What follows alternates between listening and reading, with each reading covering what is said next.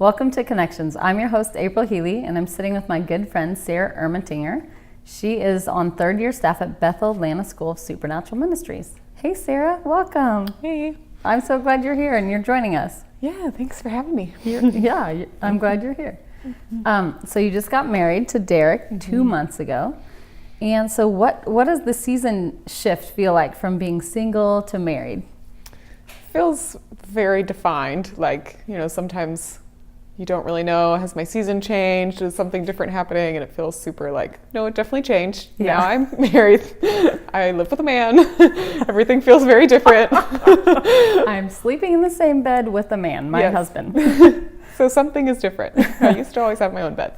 Right. So, it's been really good. It definitely has felt like, almost like life slowed down a little bit, which, when you're wedding planning, it's very crazy. So that definitely slows down, just not wedding planning. But even just almost like a special permission or gap of time to just slow down, unpack, we're merging our lives together. Let's just spend a little extra time taking things slow and just trying to enjoy that and figure that out. And so it's been really sweet. I love that. Yeah. That's awesome. Yeah, it's been fun. Are you guys unpacked yet? Not completely. It always takes forever to unpack. Yeah. Mostly my stuff. Yeah. Yeah. But it's fun. It's it is weird not, it's not just roommates anymore. It's we're actually combining our things. We're trying to figure out how we want to organize our lives together, and there's just stuff everywhere. What does it even look like? Yeah. Yeah. Yeah, I don't That's know. awesome. Time. It looks like time. Yeah. So I know your process with dating Derek and figuring out, are you the man I want to marry? And are you my husband? That took a process for you. And so can you tell us what did that process look like, and how did you come to that defining moment where you said, yeah, you are the man I want to marry and spend the rest of my life with? Yeah. So I was really in a season of I just really wanted that in my life. I really wanted to find my husband. I really wanted a man in my life. And for a long time I'd been super I'm independent. I love my girlfriends. I'm good. I know I want that at some point, but I was never I was always super happy being single. And so it was an interesting season for probably about 2 years where it almost started to annoy me. And so I was I was in first year school, and I met with one of our leaders, and I was I think something's wrong with me. I feel annoyed. I'm always thinking about this. And so she just was so sweet and was no, I think it's normal. And she just talked to me, and then she's okay, well, she just prayed for me, and she literally said, I bless you with the love of your life. And it sometimes you feel something extra sweet, or someone says a blessing and you're no, it feels like you just did something there. Yeah. Was this before you met Derek and before he pursued you for the first time? Okay. Yeah. So this was the very beginning of February of that year. So I had been in first year for 4 months or something. Okay. And I knew Derek not super well, but he was kind of in the back of my head a little bit. I was oh, that guy seems like he could be cool. And so she did that, and I remember really just having it out with the Lord the next day of hey, I would love for you to, will you give my husband the go ahead, or just take this thing away for now? If I don't know him yet, and if it's not happening yet, just tone this down, because I'm really over it. You're annoyed that nobody was pursuing you yet, and you were ready to get married tomorrow. Yeah. And so actually 3 days later is when Derek sent me an email saying that he wanted to get to know me and was asking if I was going to this young adults event, because he had a class that night, but he would skip it and go to the event if I was going to be there, because he wanted to get to know me better. And I was oh my gosh. And he is actually on the first year staff, so he was one of my leaders at the time, not directly over, I wasn't in his small group or anything, but so he did have a boundary for himself where he didn't want to date me because I was a first year student, but he wanted to just get to know me better, and that kind of unfolded itself in the following weeks. But it was just really sweet because for me, it was such a special, like, oh my gosh, I can't believe I just had these few days with the Lord, and it felt really specific about this desire and this blessing of having a love and a husband. And then this guy just reached out to me.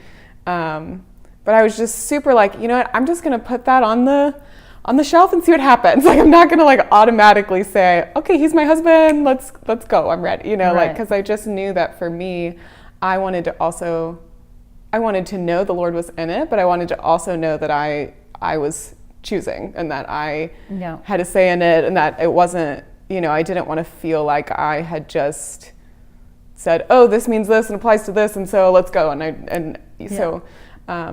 So we started dating like 3 months later. Once I finished first year, we went on a date and, dated. And I had a little bit of fear throughout the process, just of like not having dated a whole lot and being afraid of getting hurt or of making the wrong choice. And so we took things pretty slow, and about a year in, we started talking about, okay, where is this going? You know, do we want to get married? Like, let's talk that through. Like, how do we have that conversation? We met with you and Blake. Y'all talked us through that some. Woo! Yeah, that was fun. I think you guys were the first people we met with when we were like, okay, we're trying to have this conversation. What do we do? Getting married. How do we even start this conversation? How do we have this conversation? Yeah.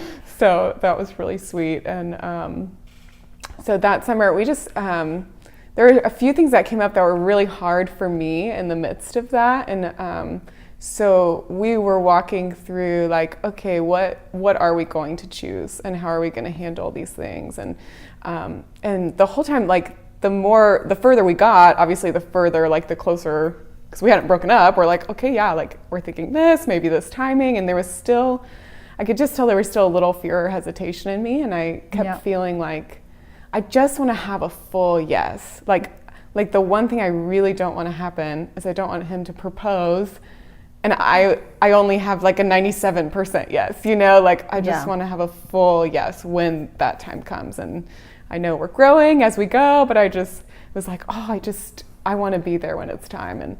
And so it was really a process for me learning. I mean, one thing I learned a lot that the Lord challenged me in was my mercy and my grace for Derek and for things that we were going through, or things that I had like found out, or just different things that were hard for me, and realizing like there was a lot in me that was afraid, well, if I choose this, what if this happens? Or I don't know, that feels really messy to me, and I don't know if I can, maybe it's not wise to have that much mercy or something like that. And I'm being a little vague, but you know, obviously there are certain things you should walk the other direction of, you know, but this wasn't the case. And it was, he was just really, really sweet. And the Lord just challenged my ability to like the Lord's amount of grace is so much wilder than I realized what I was living in. Like he gave me a picture one time that I was kind of tangled in a net. And I was like, and he was like, this is your safety net of rules that you think it's keeping you safe. Like you're what people think of you, and having like a clean slate and your rules, just keeping things tidy. It's like you're like keeping this as a safety net. But your list of a man has to look like this, or these have to look like that, or even like I do these things, I don't do these things, like that. Like, does that make sense? Yeah, like that makes sense. And he was just showing me this net isn't actually keeping you safe; it's entangling you. Like you're trapped. Like you can't move. Mm-hmm. Like the picture he was giving me was as if I was sort of on the edge of a like cliff type area, and he was saying like, will you jump off the cliff without a net? Like, will you jump off into grace? Yeah. And I was like, oh, that feels really unsafe. like no. You know, it's like, and he just challenged me in that. And so as I stepped into that, and even had another night just driving home from work with the Lord where I was just like, those moments where you're like screaming in your car, just like, this is what I will do, or like, I will conquer this. And just seeing the fear that I'd had that was actually paralyzing me from making a decision, rather than, actually, I'm not going to be afraid, and I'm not going to let fear pause my life. Like, I have to choose him or not choose him. Like, we're at the point where life is moving forward. Am I marrying him or not? Like, and so it was just really powerful for me to have a moment of like, I'm not letting fear put my life on pause. Like, this is the choice I'm making. I'm choosing him. I'm not turning back. And that night in my car was like for me, that was like the defining moment. Like,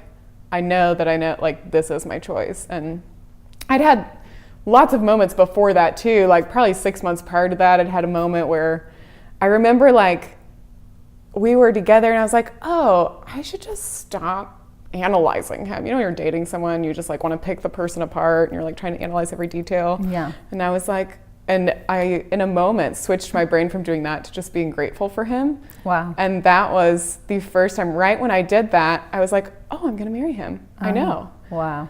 And that was like probably, maybe a few weeks after we had talked to you guys that first time. So it was probably from that moment of being like, oh, I know, to about 6 months later of, okay, now I fully have my yes. Like, it was like a journey to get through the mudded of fear of what came after that. So it was just really sweet, and it's been exciting. Literally only a year ago, I was still like, am I choosing him? Wow. And like finally being like, yes. And it's like, but once you say yes, everything changes. So it's like, once I finally had the yes, that was no turning back.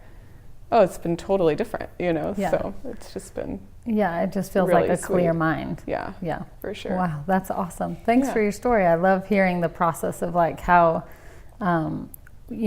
we get to choose our husbands and how the Lord walks us all through it. And so that was a beautiful story. Thanks, Sarah. Thank you. And thanks for joining us. I loved having you. Yeah. Thank you. And you guys, thanks so much for joining us. I loved having you as well. And I love that you got to hear all of Sarah's process with Derek. And tune in next time.